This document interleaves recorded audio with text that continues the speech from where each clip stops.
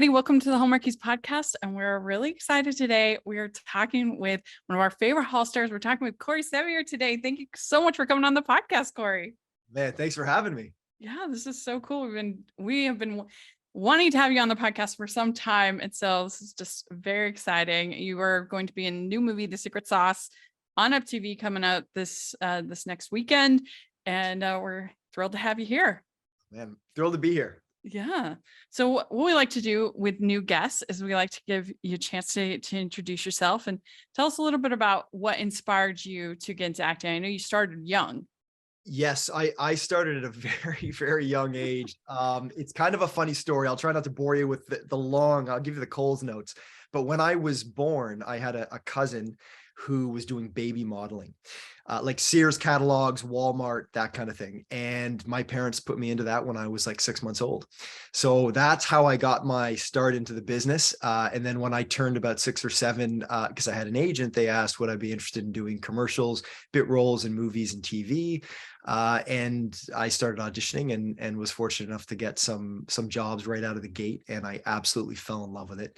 I did a mini series. My first speaking role was a show called Family Pictures. It was a mini series for ABC, and Angelica Houston and Sam Neill played my parents. Oh my gosh. I often tell people that 10 days that I spent with them on that movie changed the course of my life, because I finished it. They were so generous with me. I loved the process. And I said to my parents, I think this is what I want to do. And I was very fortunate that my parents supported me through that. And here I am still doing it after all these years. And it's the only job I've ever known. So I feel very fortunate. Did you grow up in LA? Were you nearby that, or how did that work? Not at all. So I was born in a small town in Ontario. I still live in Ontario. My parents were not in the business at all, nor did they even think that this would be a path for me. It was more like, well, if he likes the modeling, put some money away for college or whatever it was. So I kind of just fell into it. And, my parents exposed me to all kinds of sports and everything. And it was the thing that kind of took off. And by the time I was in my early teens, I started getting work in series, and my love for it kind of only grew from there. Mm-hmm. So yeah, I didn't actually work in LA until I was like 18. So my whole early career was all in Canada.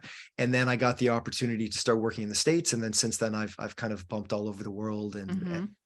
But yeah, so it was your cousin that was doing the baby modeling too, and so they got the connection, and then that was how they started you. Exactly. And my cousin ended up stopping the modeling short after that. So and then I had a younger brother, Kyle, who he still works in the film industry, but him and I did modeling for many years together, like, younger brother, and, matching pajama sets and all that kind of thing. And again, my parents were like, we had no idea that this decision was going to, not only mine, but my brother, he works in film and TV in Vancouver now. So it's a big part of our lives. And, we, in terms of being in the spotlight, growing up as a child actor in Canada too is a little different, because I went to school with the same kids that I started with in kindergarten. So there wasn't a lot of press or attention. And it was a great way, I think, just to grow up and just happen to have this cool job. And then obviously I got exposed to a lot more as I got older, but I'm really glad in a way that I got to do it close to home. Well, I have a different channel where I do family movie nights every week. And last year I reviewed Summer of the Monkeys for family movie night. And amazing. So how did you get that role? And what was that like?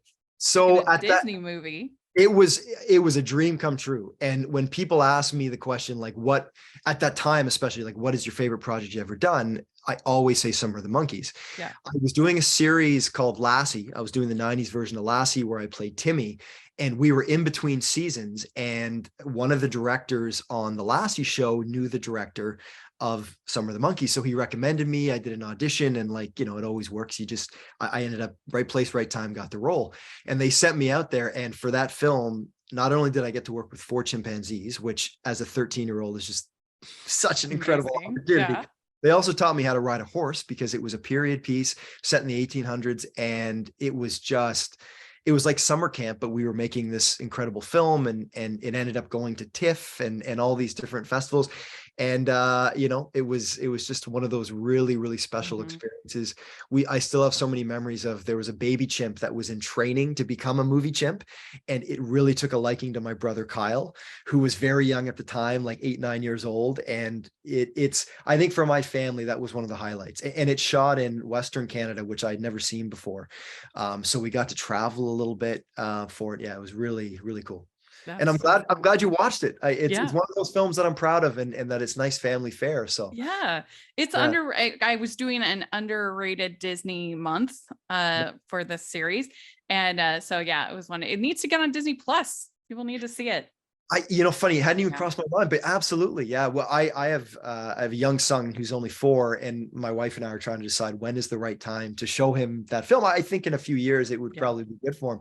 I don't know if he'll make the connection that the little boy in it is dad, but we'll see. Yeah. Yeah. Ho, ho, ho. We'd like to take a second and thank our sponsor for this episode of the podcast. It's the Hallmarkies Patreon. Do you love Hallmarkies podcast, especially at Christmas? Do you enjoy the holiday previews, recaps, interviews, and bonus episodes? If the answer is yes, please consider supporting the Hallmarkies Patreon. We need your help to do what we do both during the Christmas season and all year round. But not only do you help a podcast led by strong, independent women by becoming a Patreon, you get to become a part of the Hallmarkies family.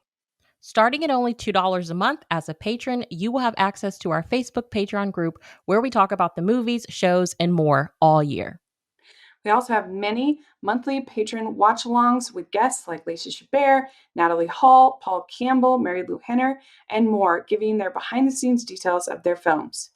As a patron, you also have the chance to provide input into the podcast and even join us at different tiers. So this Christmas season, spread some cheer to the Hallmarkies Patreon and become a member today. You won't regret it. Go to patreon.com/Hallmarkies to learn more.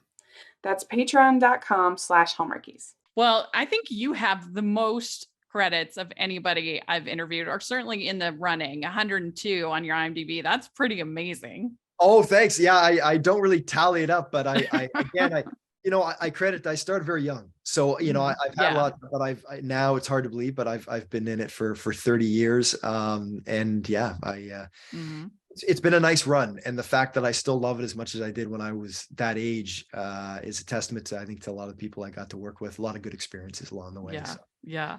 Yeah. How do you decide on what roles you're going to, we get pitched the scripts, and how do you decide, especially with all these rom-coms? Yeah, well, you know, the rom-coms have been, as you said, the last few years have been, you know, really, really good to my family and I. We're appreciative of them, and you know, they're feel-good stories, and especially with everything that's been going on in the world the last few years, we really felt that, you know, the more we could do, the better. As an actor, I've always loved changing it up. I know, you know, when it comes to rom-coms, there's typically a general formula that they follow, but I've been fortunate that the ones that have come my way, I've tried to pick ones where there's little subtle differences within the genre, different kind of characters, things like that. And I was also lucky, like as a young actor, to have done films like Summer of the Monkeys and done a lot of period stuff, sci-fi stuff, action stuff, horror. But in the last few years, there's been a lot of the romantic stuff, which has been a lot of fun. And they're really nice characters. There's usually a really nice arc that you can flesh out. And it's also given me an opportunity to get into directing. And I've actually directed a couple of these films as well. So my love for and appreciation for, you know, putting these kind of films together has only grown by being on sort of both sides of it now. So. Yeah.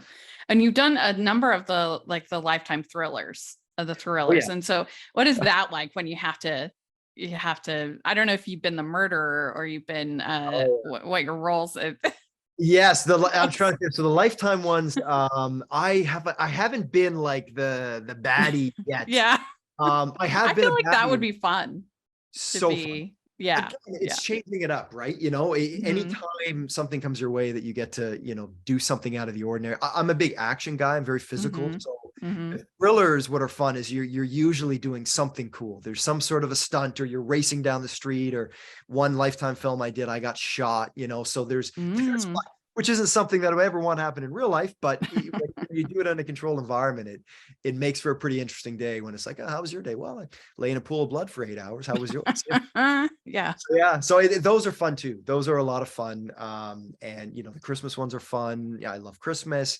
And then one like the Secret Sauce, that one's kind of different. And we'll get into that more, I'm sure. But it's kind of cool because I got to learn a little bit more about barbecue. I can barbecue, but there was an expert on that, pick up a few tips. So anytime you get that is kind of cool. So your wife will be grateful for that. Exactly. Up the culinary game a little bit. Yeah. That's right. Yeah. So was Cedar Cove, was that the first thing you really did in the Hallmark space? Yes, it was. Yeah. It was early on in Hallmark's sort of development of series. I to my knowledge, I think it was the first. It was, and that was sort of my introduction, to the network. And that shot up in Vancouver, and that was, and we still have some really good friends from that show. Yeah. It had some, Andy McDowell and Brendan Elliott and great cast. Great cast. There. And I got to play a character that was on the boat on the water a lot of the time, which is always very. You were the lead's boyfriend, right?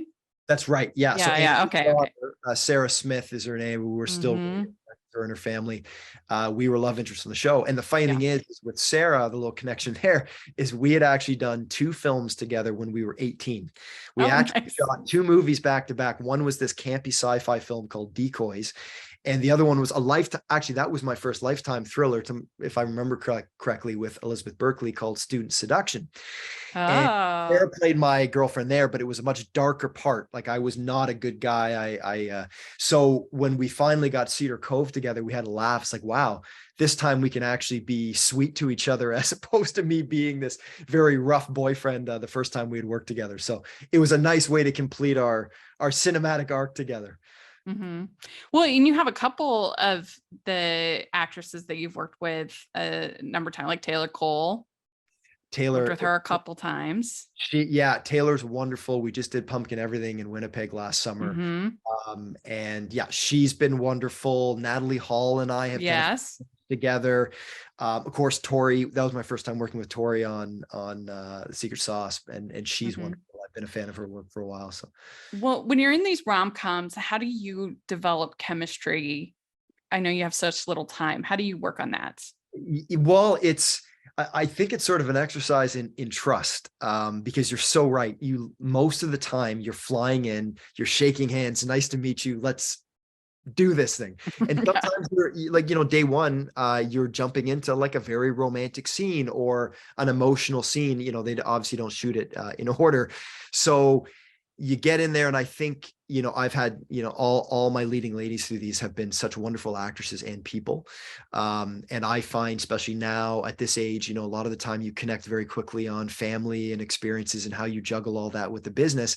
And then you suddenly find this common ground, and then you're just off to the races. And you're fortunate to have a great script. You kind of just follow it, and you just try and be as relaxed and as open as possible, so that hopefully that chemistry, comes through, and you depend on all the elements around you. But yeah, I have had so many great experiences. It hasn't been hard to slip into that sort of camaraderie and chemistry so far. What's it like when you have to film one of these Christmas movies in like July? There's a lot of sweating. Yeah. It's funny because the thing is, it's hard to act when you're cold, in my opinion, because your body, and you literally, your mouth muscles freeze up. You have the opposite problem when you're shooting in the summertime, because you're so relaxed that sometimes you have to remind yourself that you got to hold your body a little bit differently. So you have to kind of remember that physical aspect. And the poor, hair and makeup people are always running around just dabbing sweat off of people and making sure that they're not passing out half the time. So if the opportunity arises to do Christmas in actual winter, I actually will take it. And the films that I've directed that have been Christmas, I've tried to. One was the summertime, and the other 2 have been in the winter.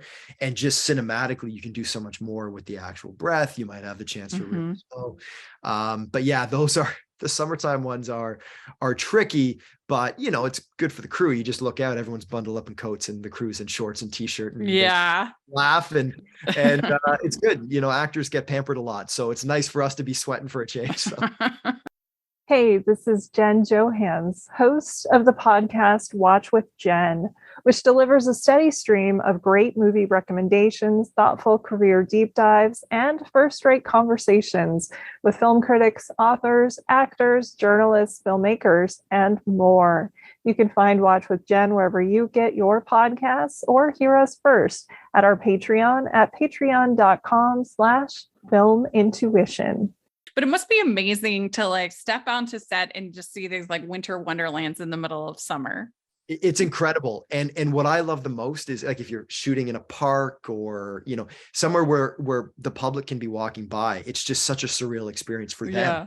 Because they're, walking through and then they look and there's like a park covered in snow and all the decor and stuff. So that's always cool to see kind of people's reaction to it. And it's still sort of magical for us too, because it really transports you, especially if it's not during that time of year. You walk on set and you don't have to do any imagining. It feels like Christmas. Yeah, I bet. So last year you had Christmas on Mistletoe Lake. And this one, I have to be honest, I was like, oh, I don't know. It looks a little boring. But when I actually watched it, I was like, this is really charming. I really enjoyed it. So you won me over. Yes. It's like, okay, we're on a lake, director of that film, Robin Dunn, an actor that I've worked with many, many times. He's actually in the movie. He's in the film. Yeah. He directed the film as well. Yeah, that's right. We did a series when we were young called Little Men, which was the sequel to Little Women. So we go like 20 years back. So when he called me up, said, hey, will you come out and do this thing? I was like, I'm there.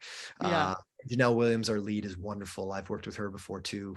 So yeah, we had a great group, and I'm glad to hear people enjoyed it. Yeah, good. Ended up a good story, because sometimes the like save the whatever can be like not the best. But this, I thought the characters, and it really wasn't about just saving the dock. Yeah, exactly. It was more than that. The harbor has to be saved, and exactly. And the daughter trying to get into. Yeah. They had some nice family elements to it, and again, I think these always come down to the characters, and that's a combination of the writing and the cast and what they bring to it, because like you said, there's only so far you can stray from the genre, but if you can find ways to engage people through just hopefully the characters and storyline, hopefully they're enjoyable. Yeah, and like you said, you had 2 movies with Natalie last year, Natalie Hall, who we love.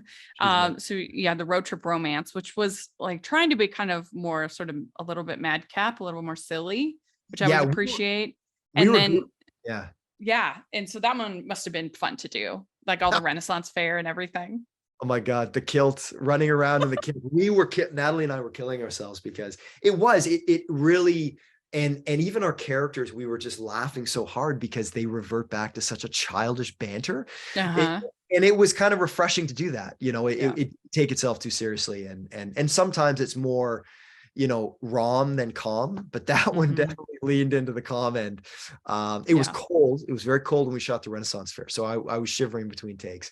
Natalie and I were laughing, but I said, hey, for a change, I have a skirt, you have a dress. It's equal opportunity here for the guy in the room. So. There you go. So then Noel Next Door, that must have been an interesting character for you to play, not only sort of a Scrooge type character, but to play somebody with a disability and to try to kind of channel and to do it well. What was that like for that part for you? Yeah, that one was really important that we tried our best to do it right in terms of the representation of the disability. It was a lot of fun to play a Scrooge-like character. I always joke that sometimes the most fun person in a Christmas movie is the person who hates Christmas, because that person generally has the furthest to go in terms of their emotional arc. But when I was actually shooting another Christmas film, I had like 2 days between the film I was shooting and starting Noel Next Door. So I called the director who I'd worked with before on a film called The Lemonade Stand. And I loved working with Max McGuire, but I said, look, I want to make sure I have the time to work on the physicality. So him and I was that annoying actor, like often like reviewing playback, which I normally don't do, but it was really important to me. I talked to a physiotherapist, tried to do as much research as I could in a very short period of time. And even just from a script standpoint, making sure that we were giving it all the fun and emotion that it needed, and also really paying attention to that aspect. Well, But as an actor, it's a joy to play that. Like if you can, right, if you have the time. Well, people ask like, oh, is he too much of a grump? I'm like, no, he deserves to be able to walk to get his mail without tripping over all these wires and stuff. Like none of the things that you were annoyed with were unreasonable. I didn't think so. You need to be able to walk. That's right. And it was the figuring out that line, because, in a film like this, is he too grumpy? And as an actor, I'm not afraid to go for it, knowing where it's going to end up. And I think the more you can start in one to end in the other, usually the more interesting it is. But I was like, I would be too, and if clearly the neighborhood they weren't thinking about that. So it was sort of an awareness quality to that as well. Yeah. It was like, what is the obsession with this little boy bouncing the ball on his face? Like, go somewhere else. Like, what is wrong with you? And it was when we laughed, it's like literally there's like 18 houses like that are the same. And I was like, I can relate to this. Why do you gotta pick mine? And I gotta say, the other thing, I gotta give props to Natalie and the director Max, because I didn't read the original script, but in the original script, the musical element wasn't in it. He wasn't a composer. And I really loved that they added that, because it wasn't just that he was sitting in his apartment being grumpy. He was trying to get back to his passion, which I think added a really important element for the character. So kudos for them for bringing that to it as well. So we have the new movie, The Secret Sauce, coming out. And so why don't you tell the listeners a little bit about it? It's the barbecue romance. Yeah. It was a really cute script. And we shot it in Montreal. And I liked that the character was so set in his ways. It was fun to play kind of this stubborn, kind of old school guy. And I never worked with Tori Anderson before, our lead, but I'd been a fan of her work for a long time. So when they approached me and I knew it was Tori, I said, let's do this. And like I said, it was a chance for me to work with some barbecue specialists, up the game a little bit in that sense. And I even played with doing kind of very subtle bit of a twang accent, which you don't always get to do in these things, which was a lot of fun as well. And I thought the story had, it had the character had a subtle, but like a powerful arc about family and kind of holding on to tradition versus, kind of moving forward and honoring in that way. Sometimes it's just like a sweet little story and the timing lined up and away we went. And it was spring in Montreal, but we had beautiful weather and we got to go out in the country, which I really enjoyed. And Tori and I just had so much fun because, my character was so laconic and stuff. So we had a lot of fun. We had a lot of laughs on that one. And it was a very straightforward, like a real sweet romance, I thought too. So I'm hoping people will really enjoy that aspect of it. So was this Montreal pretending to be like Texas or? Yeah, it was like Midwest and there were various drafts. And I'm like, is it Kansas or like, what is it? And we kind of said, well, we're not going to say what it is. She came from Chicago, I believe. Okay. It's like a couple hours drive. So I'm like, well, with the accent, and it was just kind of like a general twang. I don't think they really specify exactly where they end up. But that was, and I bought it. So Montreal or, Ontario as it usually is, or Vancouver doubling for, a US city. So. Well, that sounds like a lot of fun. And so, would you say you were a barbecue guy before you started and then became one, or it just upped your game? It definitely upped my game. I'd done a little barbecuing, but I'm fully happy to admit that like I learned some things from working on this movie. And my character Jim's, his mantra was always low and slow. Got to keep it low and slow. And that actually is the truth, because I've burnt some stuff on the barbecue a lot. So I'm like, if you take nothing else from this film, if you have the time, take your time. The meat's going to be more tender. And those scenes were really fun. And I have to also say, for The Secret Sauce, we had incredible sets. Like the team at Inshendo did such a great job. The wardrobe, the settings, it was a really pleasant shoot, even though we were shooting in the middle of COVID. It was, we were outside a lot. So we really, we had a good time, and Montreal is just a great city to be in too. So. Because this was shot in 2021, right? Or 2022? 2021. Yeah. So this was little while ago, and not that long ago, but time flies. Yeah. And So, but it was that was COVID it was times. Yeah. in, full that. So that's why we were grateful that we Mhm. were, we were outside a lot and we could, it was good. It was. Did you have to quarantine before it? No, we did. So I Oh, was that's good. already in Canada. I just finished doing another film called It Takes a Christmas Village. And that one I was directing as well. So that was Okay. very intense. And then this sweet little script came along and I'm like, well, I'm not wearing multiple hats in this one. Let's just go and have a good time. And away we went. And the weather was nice. So it was really good. Why do you think that people love these sweet rom-coms so much? What do you think is the big appeal?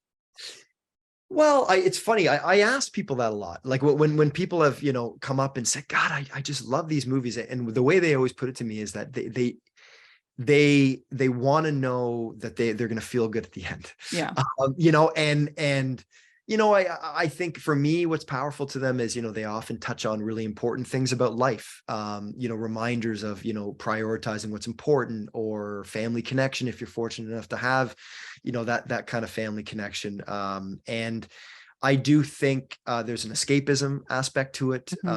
And I'd like to think you can bring some real heart to those things. So I do think I know I watch it myself. Like, there are times when I just want to sit down and watch something that's fun, that takes you on a bit of a journey. And I think people sometimes they enjoy like predicting when things are going to happen too. They're like, oh, in the movie, when's the wrench going to be thrown? Or, okay, tune it in. I was shooting last summer a film in Newfoundland called Dog Lover's Guide. And there was this really nice family we're walking by where we were doing the big final kiss on the bluff. And they all stopped and said, we know this is the kiss in the movie. We want to see it.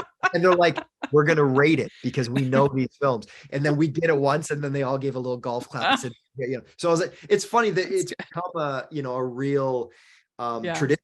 Like the Christmas ones are like a tradition. Like it's part of the holiday season for family. And I think it's true. They've been, all the different brands, Hallmark, Up, everybody have been switching it up and trying new things and stuff, which is awesome. But then we also want the ones where it's like click, click, click, click, click. We know exactly what's going to happen. I do. You need both.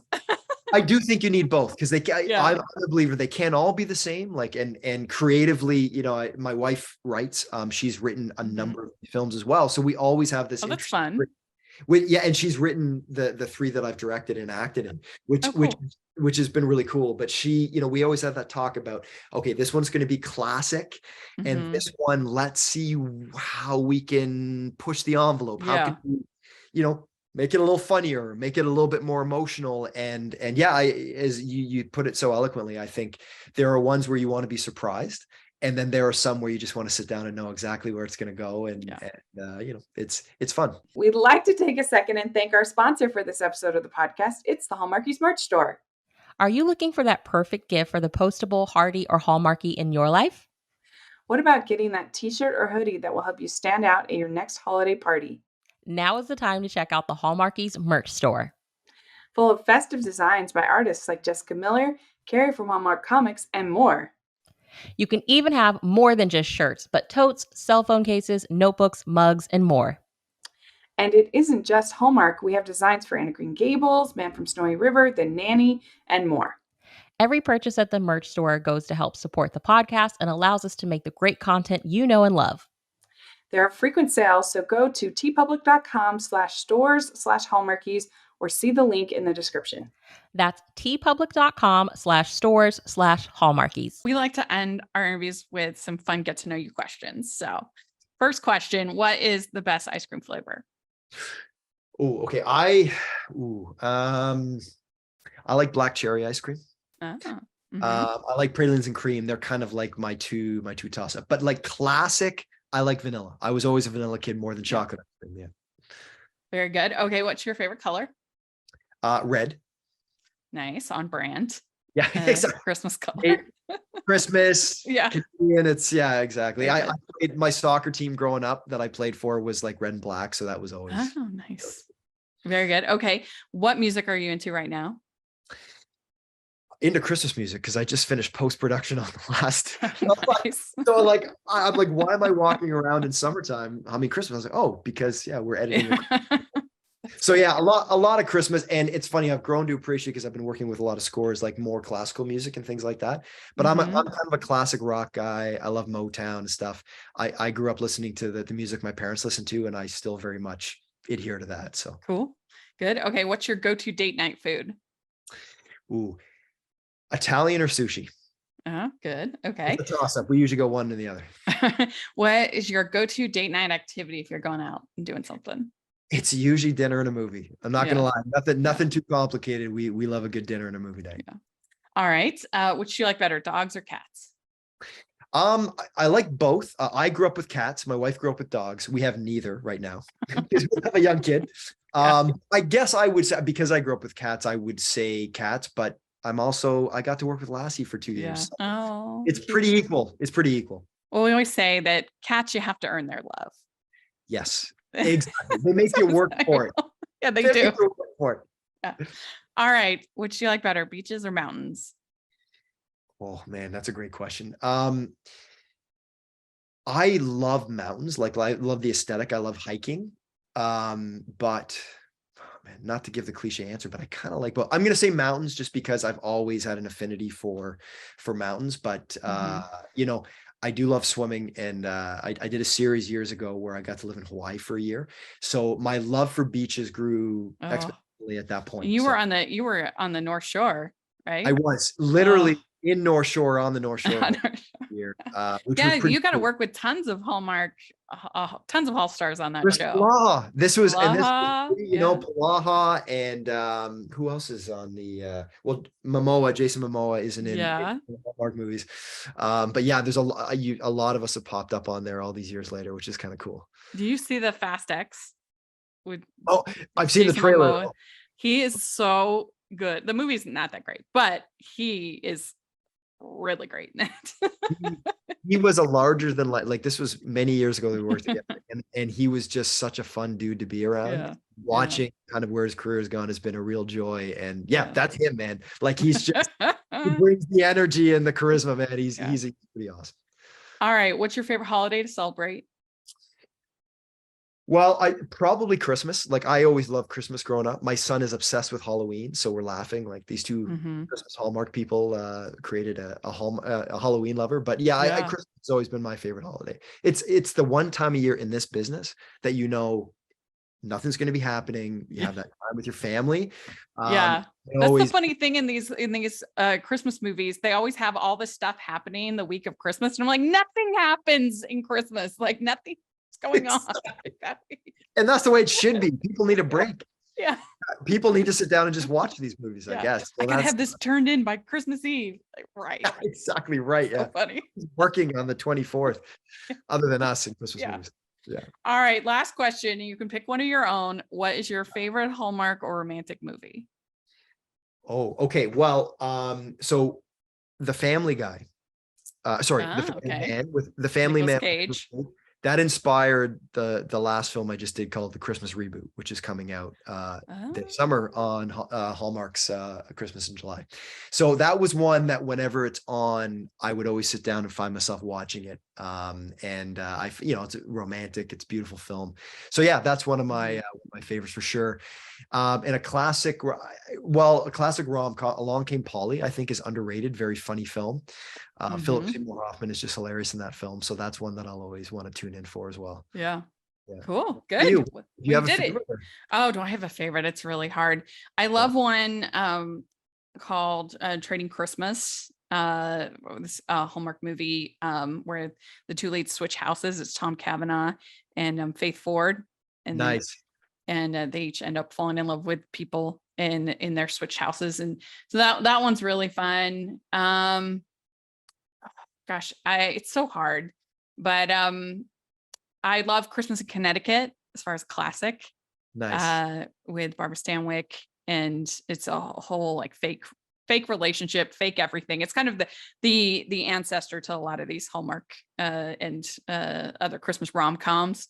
Nice. But yeah, that one's really good. So I'll have to check it. What's that? I'll have to check it out.